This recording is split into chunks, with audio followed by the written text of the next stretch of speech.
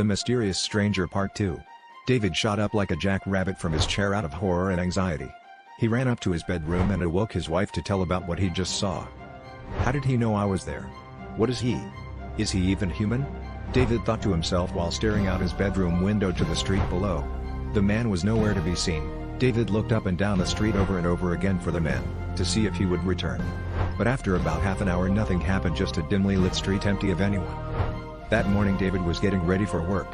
He got dressed and got in his car. He began his drive of about 15 minutes to turn wrenches for a few hours. He pulled up to the shop, got out and clocked in.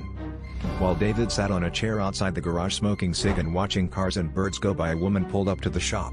She stated that she needs an oil change on her 2020 Chevrolet Tahoe. So they worked out a deal and began the change. While working he struck up a conversation with her. "How is your day going so far, ma'am?" he said while grabbing another oil filter from a box on a shelf filled with boxes of filters and other parts. "Just fine, how's yours?" she replied with a smile. "It's been alright." "Well, that's good," she replied with yet another smile. While David was working, the TV in the office could be slightly heard. It was playing the news and reporting on the first ever death of this new and unnamed illness. The illness has been linked to mainly meat, the likes of which are being sold by a mysterious salesman selling for a non-existent company. Many eyewitnesses have seen him, but the police have been unable to find him.